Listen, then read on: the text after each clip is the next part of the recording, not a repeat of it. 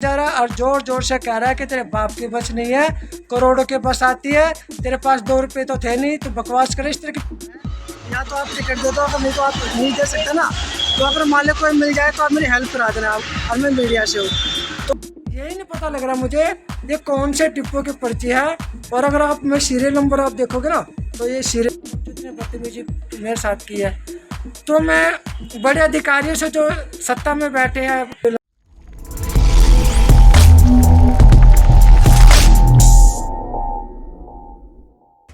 नमस्कार, मैं विजय कुमार, आपका हमारे चैनल पे स्वागत है। मैं हूं अपने घर पे आ चुका हूं।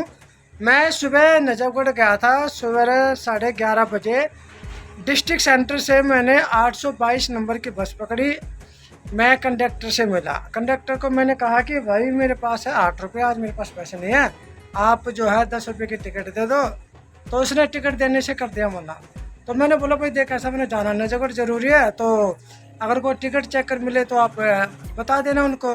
तो उसने कहा चलो कोई नहीं जी, हाँ आप देख लो, मैं बात बोल दूँगा अपनी तरफ से। तो दिल्ली गेट में जब उतरा तो वहाँ पे 4 टिकट चेकर थे। तो 4 टिकट चेकर थे जब, तो उसमें मैं बस में से उतरने से कम 20 मीटर दूर जा चुका था।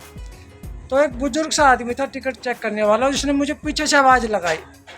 मैंने पीछे मुड़ के देखा, लोगों पे टिकट दिखा, तो मैं 20 मीटर से वापस आ गया। अगर मैं चाहता तो भाग भी जाता, अगर मुझे कुछ गलत करना होता तो मैं 20 मीटर से वापस आ गया।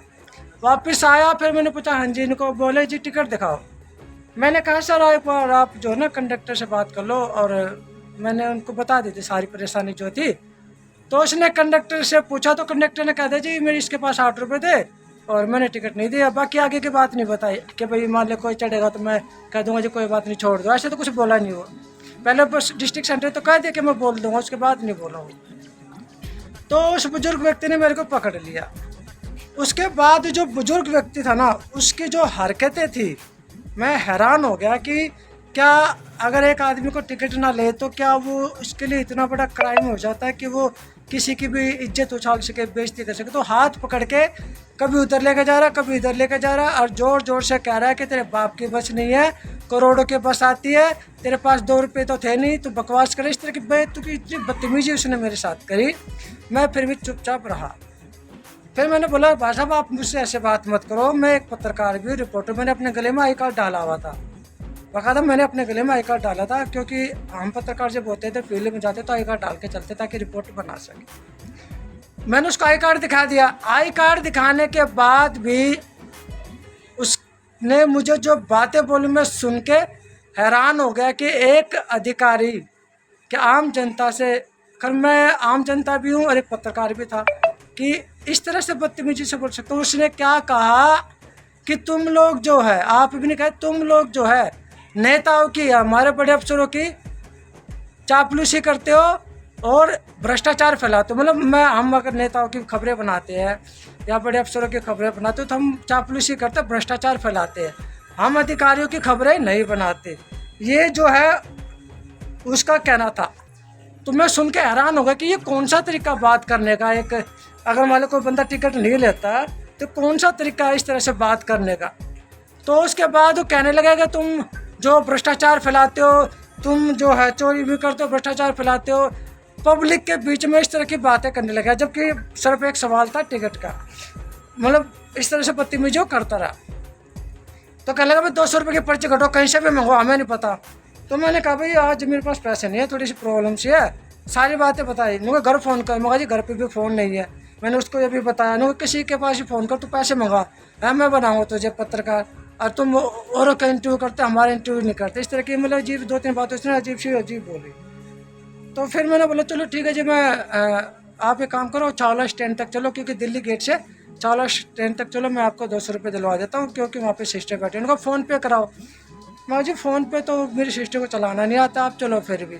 तो कहने लगे हम नौकर थोड़ी ना जो तुम्हारे घर जाके पैसे लेके आएंगे। ये फिर उनके ये जवाब थे। फिर मैं चुप हो गया।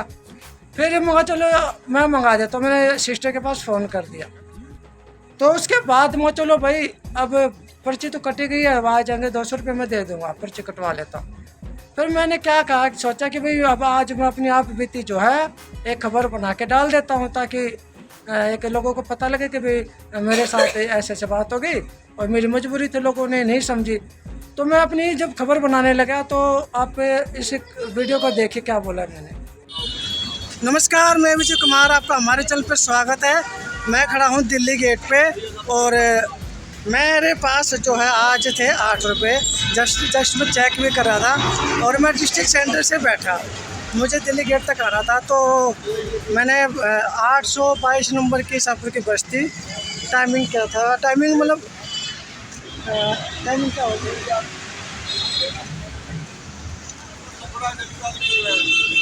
12:30 हुए अभी। 12:30 का भी टाइम है, 12:30 का।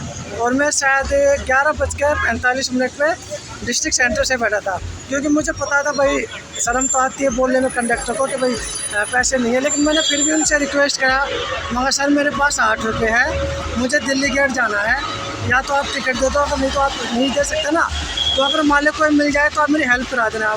और मैं मीडिया से हूँ। तो उन्होंने पहले तो कहा कि चलो आप बैठ जाओ, मैं देख लूँगा। लेकिन जब मैंने ये साहब हमारे साथ, सर क्या नाम आपका, देख लिया आपने इस वीडियो को, जैसे ये जब मैंने बनानी शुरू करी तो जो बुजुर्ग आदमी था ना, जो उसने मेरे हाथ से फ़ोन छीन लिया, जबकि मैं सिर्फ उससे फ़ोन पे ये पूछ रहा था कि भाई साहब आपका नाम क्या है, और अगर मालिक को टिकट विकट नहीं लेता तो क्या दिक्कत आ जाती है, या मतलब ऐसे ऐसे कुछ 2-3 क्वेश्चन पूछता। उसने मेरा फ़ोन छीन लिया, ना तो मुझे उस आदमी का नाम पता, वो कौन से डिपो का मुझे ये नहीं पता, ऐसे बुजुर्ग आदमी फ़ोन छीन लिया। तो मेरे फ़ोन का देखो, ये अब मैं इसको ठीक करा के लेके आया हूँ। स्क्रीन देखिए, स्क्रीन ख़राब हो गई, ऊपर का डिस्प्ले ख़राब हो गया। जब मैं घर पर जाके देखे, दुकान पर जाके बैठ के देखने लगा तो स्पीकर ख़राब हो गया, मेरा स्क्रीन ख़राब हो गया। ये तो मेरा उसने DTC का जो टिकट चेकर था, बुजुर्ग सा आदमी, मैं बार बार बुजुर्ग आदमी इसलिए ले रहा क्योंकि 5 आदमी थे, 4 आदमी बिल्कुल अपनी जगह सही थे, उन्होंने कोई बदतमीजी नहीं की, कोई गलत नहीं किया। वो बकायदा मेरी तकलीफ को समझ भी रहे थे और वे बकायदा ये सोच रहे थे कि भाई अपना छोड़ दे, मजबूरी बता दी। लेकिन वो बुजुर्ग आदमी की बदतमीजी थी। मैं हैरान हो गया कि एक DTC का एक अधिकारी जो टिकट चेक करके पोजीशन में बैठा, वो इस तरह से बदतमीजी कैसे कर सकता है, ताकि फ़ोन मेरा छीन लिया। और मैं आपको पर्ची दिखाऊं तो देखो, मैं पर्ची भी मैं आपको दिखाऊंगा, ये पर्ची भी थी, ये पर्ची है। इस पर्ची पे मैं इस पर्ची से ऐसा कुछ पता नहीं लग रहा कि ये कौन से डिपो की पर्ची है। अगर मैं इस पर्ची को लेके डिपो में, किसी भी डिपो में जाऊंगा ना, तो मुझे ये नहीं पता लगेगा कि कौन से डिपो के कर्मचारी थे, क्योंकि ना तो उनके गले में आई कार्ड था, ना उनकी नेम प्लेट थी। एक तो उन्होंने कानून यही तोड़ा हुआ था, ठीक है, खाली एक वाइट नीले रंग की शर्ट थी, शर्ट से पता नहीं लगता, क्योंकि जब 4 लोग बदतमीजी पे उतर आए थे बहुत ज़्यादा, तो मुझे यही नहीं पता कि क्या नाम था उसका। अगर नाम प्लेट होती तो नाम पता लगता, कार्ड होता तो मैं कार्ड भी देख लेता, फ़ोटो खींच लेता कार्ड की कि भाई ये व्यक्ति मेरे से बदतमीजी कर रहा था, और वीडियो मैंने आपको दिखाई दी है।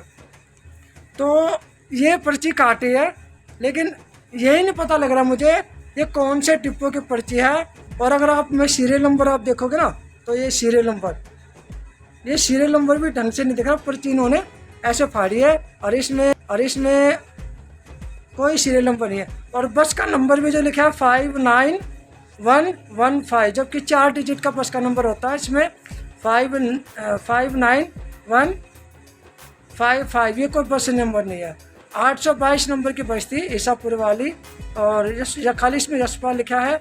और मैं किस डिपो में जाऊंगा इस पर्ची को लेके, किसको शिकायत करूंगा उस बुजुर्ग व्यक्ति के बारे में जितने बदतमीजी मेरे साथ की है।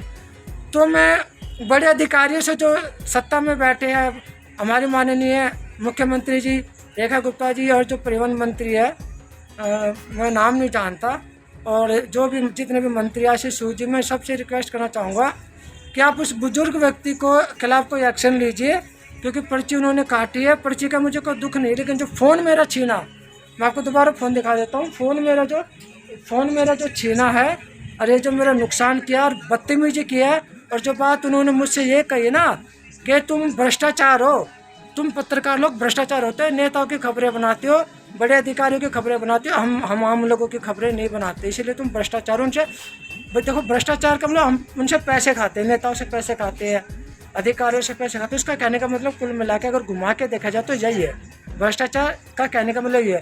हम पत्रकार लोग क्या भ्रष्टाचार करते हैं, हम हर आम आदमी की आवाज़ उठाते हैं, आप लोगों की भी आवाज़ उठाते हैं। यहाँ तक कि हमने डीटीसी के लोगों, जो डीटीसी के जो कर्मचारी है, उनकी यूनियन के जो अफसर होते हैं, जो उनके फ़ोन आते हैं, हम यहाँ तक कि उनकी भी खबरें उठाते हैं। उनको जब सैलरी नहीं मिलती, उनके साथ अत्याचार होता है, उनको न्याय नहीं मिलता, तो हम उनकी भी खबरें उठाते हैं मीडिया के माध्यम से, सोशल मीडिया के माध्यम से। लेकिन डीटीसी का जो बुजुर्ग आदमी है, मुझे नाम नहीं पता, और मैंने रिकॉर्डिंग करने की कोशिश की, उन्होंने फ़ोन भी छीना, मेरा फ़ोन भी ख़राब हुआ, मैं ठीक करा के लाया हूँ। मुझे दुकान में जाकर पता लगा कि मेरी स्क्रीन टूट गई उसके हाथ से छीनने से, और मेरा स्पीकर भी ख़राब है। उसकी पर्ची है, देख सकते हैं आप ये पर्ची। मैं आपको थोड़ा सा जूम भी कर देता हूँ। मुझे कुछ पता ही नहीं लग रहा है इस पर्ची से कहाँ की पर्ची है, क्या है। तो लेकिन हाँ, जो एक यशपाल नाम का व्यक्ति था, इस व्यक्ति ने तो खैर कोई गलत काम किया नहीं, तो मेरे साथ बदतमीजी भी नहीं की। ये बार बार कह रहा था कि हम दिचाओ डिपो है, जबकि मैंने बोला था इस पर्ची पे ये लिख देना कौन सी डिपो, कि उसने ये नहीं लिखा, बस इतना बोले कि दिचाओ डिपो है। अब मुझे कैसे मैं यकीन होगा कि दिचाओ डिपो के थे। तो मैं अधिकार, हाँ मैं टाइम बता देता हूँ।